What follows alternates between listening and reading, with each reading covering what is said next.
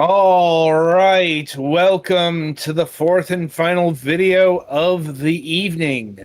Third review. This time up, Star Racer.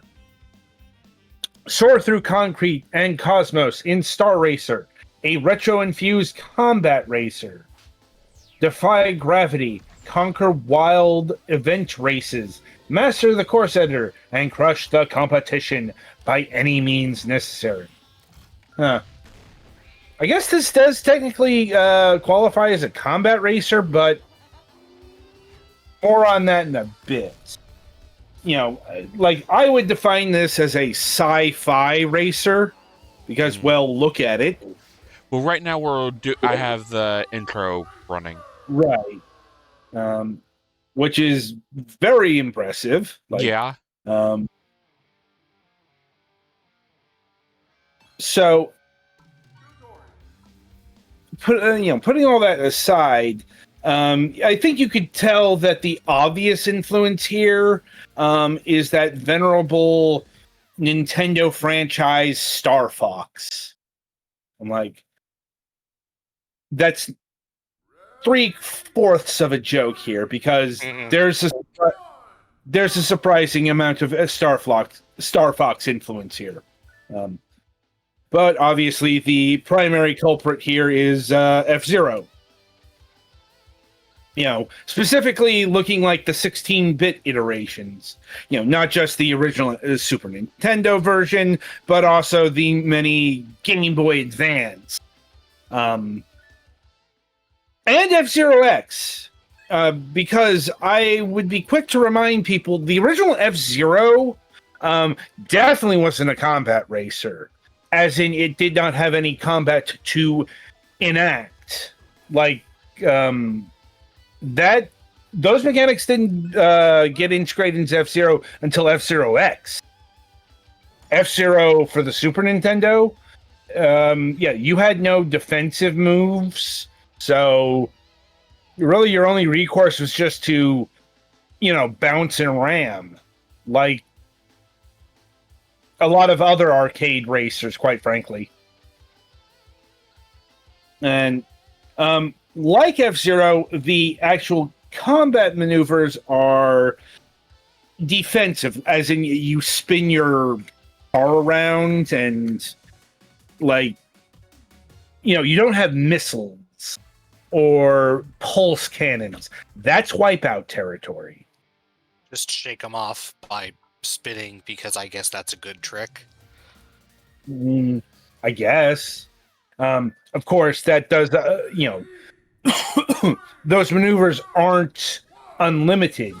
Though, unlike F-Zero, the weapon meter is a separate meter than your energy meter. Your energy meter in this game is your boost meter. And as an aside, the boosting in this game is probably the feature I hated the most. Not the boosting itself, it's fairly standard boost, probably best to use this on straightaways. If there's a lot of corners, maybe hold back or you're going to be a pinball. Oh, yes, and this game does the Mario Kart thing of if you charge at a certain point, you'll get a boost, but if you charge for too long, you'll spin out. And it also does the Mario Kart thing of drifting is really important in this game. Not just like F-Zero drifting, where you kind of turn on the pivot, but also like actual Mario Kart drifting. Though I don't recall seeing blue sparks. And in terms of the Starfox influence, so there are portions where the track vanishes and you are suddenly turned into a spaceship, complete with lasers and homing bullets. Why can't you use the lasers when you're not a spaceship? I don't know. They don't really give a reason for that. And like, I'll be honest, I found the Starfox bits, for lack of a better term, to be fairly pointless. Like, I guess they were going for some sort of variety, or they wanted to find some way to get another one of their favorite games represented in their game. But it's like, it's fine, but it's like I didn't feel like it added to the overall oeuvre of, or gestalt of the racing. Far more interesting was when that happened with the jumps. Like, sometimes you can jump so high that the flight mode activates. But the thing is, flight mode costs energy, and it will take and further energy if you use your lasers or homing bullet. That was a more interesting dichotomy. And also worth noting, like F-Zero, it's a very bouncy game. Like, you will bounce off the guardrails. This is actually important to note because that brings to me the primary problem I had with Wipeout. And that is, like, if you hit something, you'd come to a dead stop. Never like that. That's just a personal preference thing. And in terms of the actual racing, it's less brain dead than, like, say, Super Nintendo F-Zero. It once again takes after the later F-Zero games in that you have rival. Like, I don't remember if F-Zero did a full-on rival system. This game does. Like, I do remember that they did rivals, but maybe not as extensively as this. Like, look, it's been a while since I played an F-Zero game. Yeah, here's the flight portion. Like, I don't know, I just feel like they could have done more with it. In terms of the actual vehicles, didn't really see a pronounced difference between one or the other. Not like it wasn't like going all the way back to the first F-Zero game where, you only had like 4 or 5 cars, but each of them had a one the Blue Falcon was the all-rounder.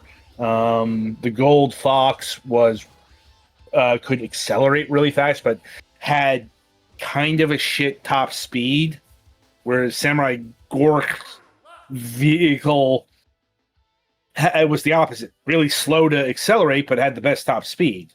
And Pico's car was the best. That's very common in most racing games. There's a trade-off between acceleration and top speed. Yeah, what I'm saying is, I noticed the trade-offs in F-Zero. Not so much here. Like, it really felt like each car was a skin. I'm not saying that there aren't trade-offs here, but they weren't all that pronounced, if there were.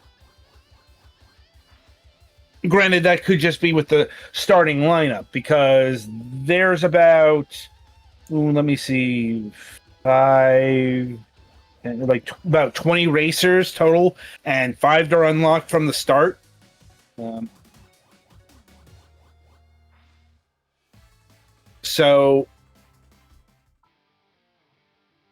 And in terms of modes, some of the modes are what you would expect. Like, the centerpiece is Grand Prix mode, which is a mode I always have mixed feelings about, at least in video game form. Because the thing about Grand Prix modes is, if you commit to doing it, you got to do it. Like, you got to do 3-4 races one after another. There's no backseas in some of them. Here, if you, like, say, go over the edge, which, depending on the track, will very much happen, and get into... It looks like you're going to be into, like, 15th to 20th place or something like that.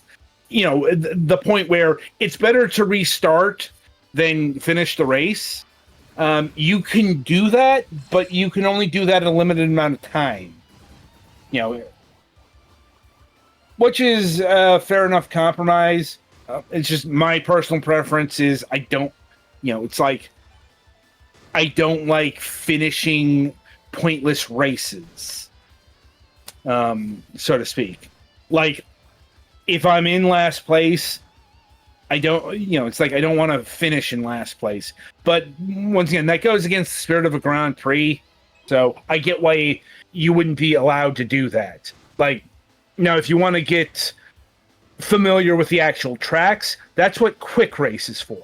That's where you select the individual tracks, and probably a good idea to do that before really engaging in the Grand Prix mode, because like even the beginning of the first circuit is gonna kick your ass. Yeah, I won't lie. This is a hard game. Once again, that is some heavy F-Zero influence there, because any F-Zero game worth its salt is also pretty brutally difficult. Though the Super Nintendo version, difficult, but not as difficult as, say, F-Zero GX. Yeah, you just saw the respawn. That's more Mario Kart than F-Zero. In F-Zero, if you go over the track, you blow up. Like, respawning is a Mario Kart thing. Just felt like pointing that out. But yeah, Petty's showcasing. Yeah, this game pretty brutal. So, weirdly enough, there didn't seem to be a time trial mode. Not sure what was up with that, but it does have a couple of unique modes, or modes that you don't see in a lot of racing games. The first mode is something that you see in other racers sometimes. That's the challenges. Race a certain amount of the course in a certain amount of time. Like, there's one challenge here where you have to blow up your rivals, but not the other cars. That sort of thing. Mm-hmm. And also, whoever developed the menu for this really liked Super Smash Bros. Melee. Oh, yeah. Because, dear God, this could not be... Good Melee. It has a pretty good menu. Not disputing that, but I'm just like, dear God, this could not have been more Melee coded if it tried. And the other one is Death Race. Or if you had encountered it in a like realistic racer or arcade racer, a game that has proper real car, it'd be Demolition Derby mode. Mm-hmm. As in, your object is to destroy the other racers without getting destroyed yourself. Once again, easier said than done, because your weaponry is all based around the car body. This game is very bouncy, and railing is optional, is what I'll say. But yeah, so in terms of the overall package, I think the best way to put it is this is a very impressive game that I didn't like very much. But once again, that's because I've never been that big of an F-Zero fan. I've tried to get into the series. Like, the game I probably played the most of was F-Zero for the Super Nintendo. Which, once again, it was difficult, but it wasn't Dark Souls difficult or bone crunchingly difficult, or whatever really hard manifestation that you would apply to like F-Zero X or F-Zero GX especially. I mean, F-Zero GX is kind of infamous for its difficulty. As far as the Game Boy Advance versions go, never played those. But the point is, I can F-Zero is one of those things I can respect, but I don't necessarily like all that much. It's the same case here. I can respect the craft on hand here. It's very well put together. Not my cup of tea. Mm-hmm. Yeah, and also like like the biggest flaw I think is like the F-Zero stuff just doesn't mesh well. Like they really didn't do anything with it. No, I don't know. Maybe for the sequel or whatever. I mean, the game looks great. Although I will say there are a few places where it has that Unity look to it. Mm-hmm.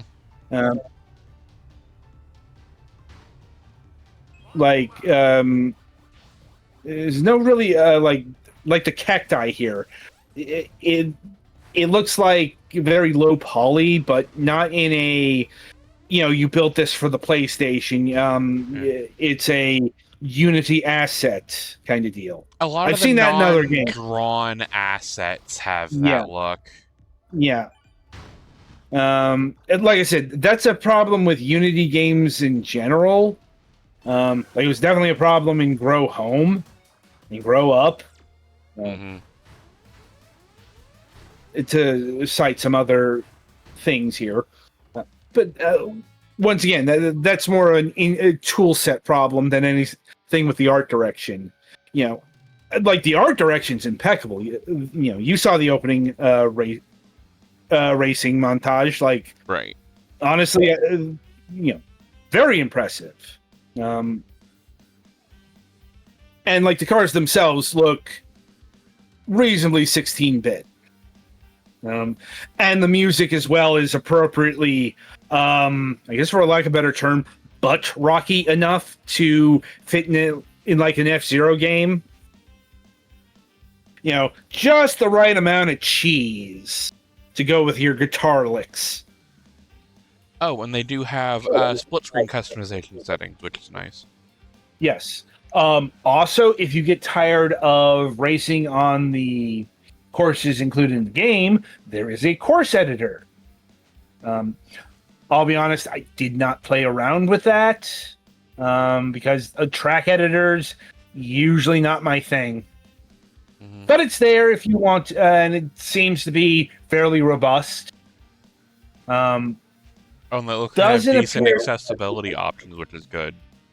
Yeah. And this game does purport to have like workshop integration. I'm not really seeing like the workshop stuff here on the Steam page. Oh, and the game wants to assure us that this developer has not used Gen AI. Like they got a big award thing on the Steam page, and everything. I'm not sure if it's worth an award, but they're not going to put a penalty sign on the page of everyone who does. So I know there's a warning, but or a disclosure. I mean, it looks like an off-model Nintendo seal of approval. Here, I'll post the Steam page in the Discord so people can get a gander at this thing. So, but like I said, ultimately, like, this is a great game that unfortunately is probably going to be buried by not necessarily Silksong, because this game has been out for a bit of time at time of recording, but just because like when it comes to nostalgic gravitations, we don't get a lot of F-Zero. Like, all I can think of is like the Fast RMX games and like the G Velocity series. There's probably a few others out there, but it isn't like the 10 million homages to Zelda, Metroid, Chrono Trigger, Final Fantasy, other Mega Man, Metroid, and other usual gang of suspects. That's a damn shame, quite honestly, because the world could use more sci-fi racers. Well, they're inspired by F-Zero, Wipeout, or say Fatal Inertia. That is also a real game. Yes, I do want to assure people that is a real game that exists. It's just nobody played it. Still, and for the asking price, honestly, I think this is one of the top games we've covered this year, because it comes in at a very thrifty $10. Like, honestly, this game probably could have gotten away for like 15, even 20 on the basis of that intro alone. Mm-hmm. So, like I said, more than worth the purchase. It's just, if you're not into very difficult things or this kind of racing, there are other options. When it comes to this kind of racing, unfortunately, there aren't a lot of options. Thankfully, this is a really good one. Mm-hmm. All right, so yeah. Anything else you guys want to add? I think I'm good. Yeah, I'm good. All right, then. So, yeah, that'll about do it for not just this review, but this review session. So, coming up on the week ahead. Right. So, on Wednesday, September 10th, we are hoping, I really do have to use that word, to welcome back to the program our good friend from Digital Eclipse, Stephen Frost. Problem is, this is shaky as hell. There's no other way to put it. It's been shaky as hell the whole way through. In fact, this interview has already suffered a delay because, well, Digital Eclipse is busy. And unfortunately, the busyness hasn't let up. And there's a 90% chance that this gets tabled entirely, because I think they're having, because we are aiming to talk about the Mortal Kombat Legacy Collection. Yeah, the thing is, I think that's taking longer to develop than perhaps originally anticipated. Like, I know they're still having problems nailing down Mortal Kombat 4 for the arcade. There are reasons behind it. I would hope to get into those, but I'm not confident. So basically what I'm saying here is, hopefully this interview happens, but if it doesn't, and it's most likely not going to happen due to, once again, the schedule doesn't appear to be conflicted, in its place, we will be continuing our journey into the world of Nintendo 64 promo tapes, as we'll be looking at the 1999 Hot News 64 tape. If that, if this interview doesn't happen. We do have a Friday show planned as well. On Friday, September 12th, we'll be welcoming Lukansk of Juggler Games. Now, they have confirmed. And they've done a couple of games here, like My Memory of Us, which I think we might have reviewed. This looks like a game that we reviewed at some point. and the Amazing American Circus. We'll be talking about their upcoming project as well, Tarnished Blood. Or sorry, no, that game is out. Honestly, I'm not sure what their latest project is. They might not have it listed yet. Oh well, there's at least 3 games to talk about here. So we also do have a new episode of MSP planned.